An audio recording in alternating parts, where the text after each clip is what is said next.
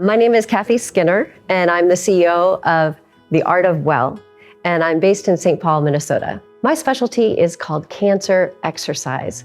I work in this field as a means of helping cancer patients get their bodies back during treatment and post-treatment through physical activity that builds muscle mass, bone density, and energy. I was inspired to pursue my specialty because of my own father's diagnosis with cancer.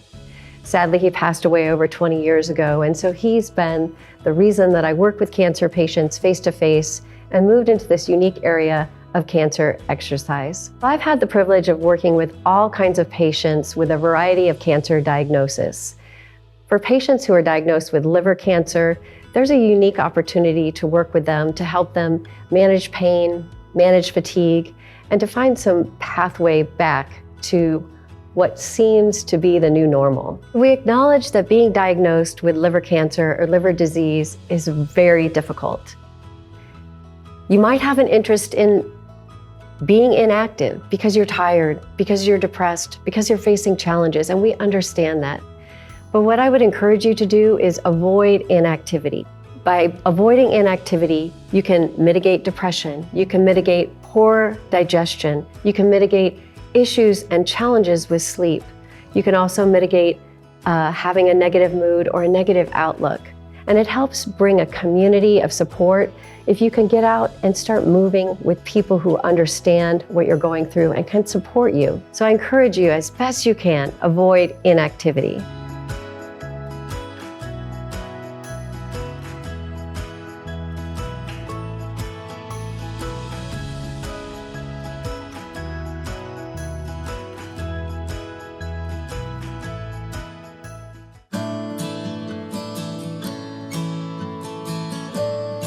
So exercise or any kind of movement helps with liver function because it allows your liver an opportunity to be infused with blood and oxygen. We think of the liver as the street sweeper of the body.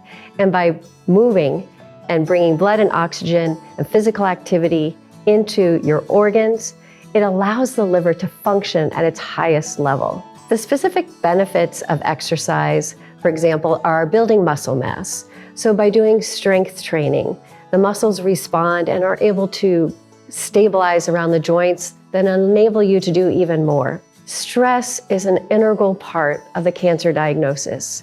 It's an overwhelming diagnosis. Physical activity, moving, walking, swimming, cycling, lifting weights, allows the stress to dissipate and not be held so tightly within the body. On a hormone level, cortisol, a stress hormone, is dissipated when a person moves. By moving even a little bit, going outside, looking at nature, seeing the sky, getting a fresh perspective on some of the challenges enables you and your loved ones to get a different perspective on what can life look like now and what are the choices and the options you have moving forward. It also helps with sleep. So by bringing energy into your day, by moving your body, being tired at night will allow you to sleep more soundly and through the entire night, which can often be a problem when living with a cancer diagnosis. So it seems wildly counterintuitive that exercise would decrease fatigue. You think, oh, moving? I should move? I'm too tired to move. Moving actually boosts your energy. And by moving even just a little bit and having a little more energy, it becomes a self-fulfilling prophecy. A little movement leads to more energy. A little energy leads to more movement. And it changes the whole perspective on fatigue.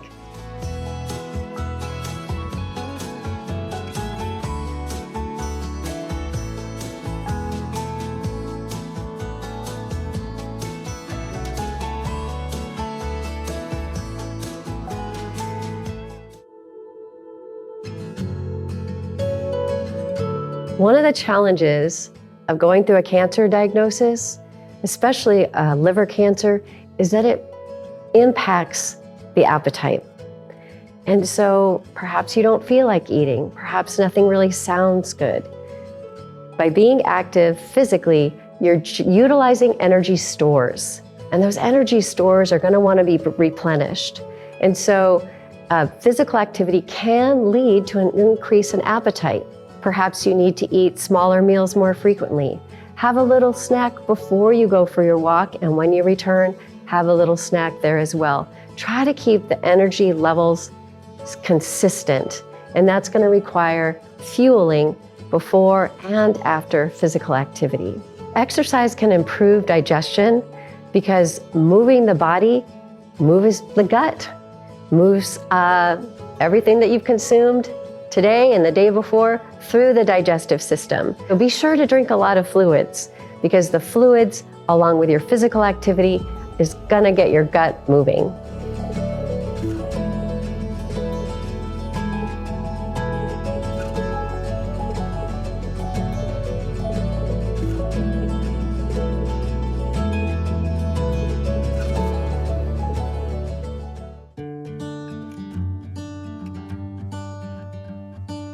For liver cancer patients, I recommend activities that allow you to feel good in your own skin. So some people don't like the word exercise. They've never been an exerciser. But what I would encourage you to do is think about, how do you want to move? Could you park your car a little further away from the grocery store and get in a few more steps? Could you get a wearable and allow that to help you set your goals? One of the most important things in terms of cancer and exercise is find the time of the day where you have the most energy and plan ahead. Set aside 20 minutes to do a YouTube video where you're going to do yoga for people with liver disease. Set aside 20 minutes to walk around that lake. Maybe walk your neighbor's dog. When you have liver cancer or liver disease, thinking about moving, thinking about exercise can be very challenging. I encourage you to think about, what are gentle movements? Even simple exercises such as stretching through your upper body, maybe flexing your feet and rolling your ankles around, maybe stretching through your back. Those simple exercises can awaken your body to things that feel good and help you see the possibilities of what might be out there. And again, start gently. Don't do too much initially, because you don't want to incur an injury or get discouraged by having too many sore muscles. From my perspective as a cancer exercise specialist, building muscle mass is the gateway to being more active and having more options in your life. There are great ways to get started with gentle exercises that can evolve into more moderate level exercises. So some of my favorite gentle exercises ask that you sit in a chair and take water bottles in your hands and move them up and down like they're hand weights, or have resistance bands and move them in and out. And there are a lot of exercise videos on YouTube. You can speak to your physical therapist, maybe your nurse navigator, maybe your friend who goes to the gym all the time. Swimming is very gentle, cycling is very gentle.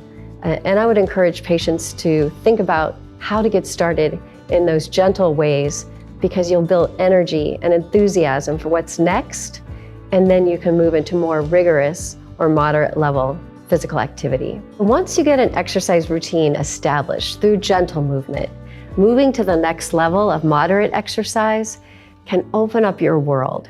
Think about, you've built some endurance, you've built some muscle mass, you've built some flexibility, some joint stability. So now what's next? Moderate exercise might look like a bike ride for 10 miles. Moderate exercise might look like that hike that you've always wanted to do in that special canyon.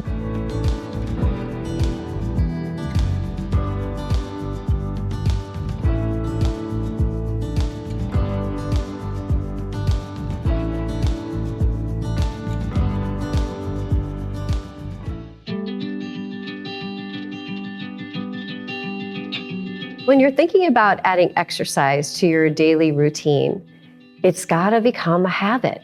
So think about things in your life that you do on a daily basis. Would it make sense to wake up in the morning and do a few simple stretches in your living room before you get your cup of coffee? Would it make sense to go buy your newspaper at a local kiosk where you have to walk a couple blocks to pick it up rather than having it delivered to your doorstep? Could you listen to a podcast and then go for a walk while you're listening to that exciting episode. So build that into your daily habits because it's going to be the best way for you to see the outcomes and the improvements over time. Forming a consistent pattern will yield the greatest benefits. You'll be able to see how moving leads to greater energy. Maybe you'll get to see how you're building muscle mass. You'll start to see changes in your appetite, improvement in digestion, improvement in your sleep. And those things come over time as you build consistency into physical activity.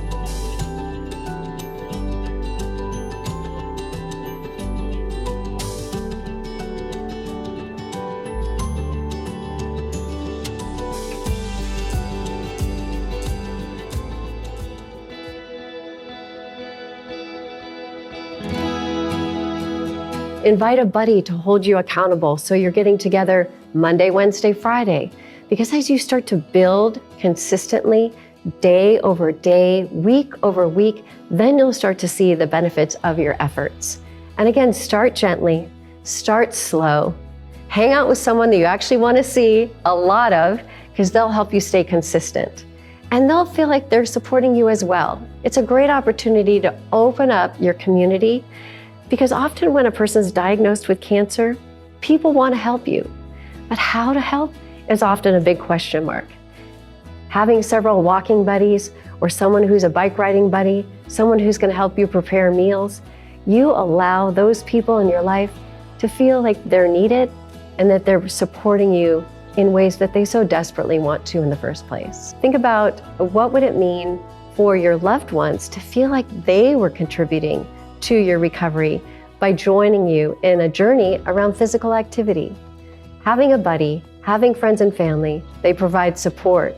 They help you get outside of your own head and hear from others and learn about what's going on in their lives to even offer some moments of distraction.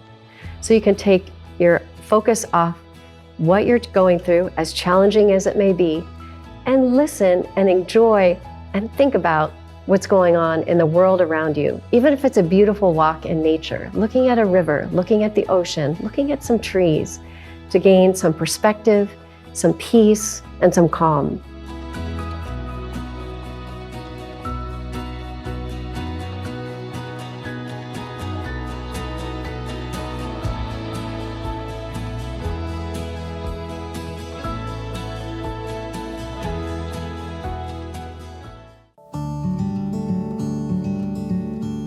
Talking about exercise means we also have to talk about motivation. What is your why? Why would you want to move? And if you haven't been an exerciser for most of your life, I think it's going to be pretty challenging, but you're not alone.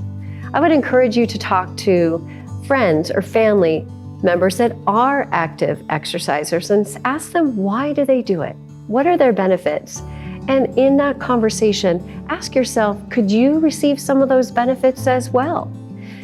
Coming down to your core values, what do you want to accomplish in this phase of your life and in the future of your life? And how do you want to move forward on your own terms, with your own capacity? So I think about exercise as small wins. And then can you get to the end of your day and reflect back? It's like, you know what? I did get up every 20 minutes. I did go for a walk. I did do some small stretches, and I feel good about that.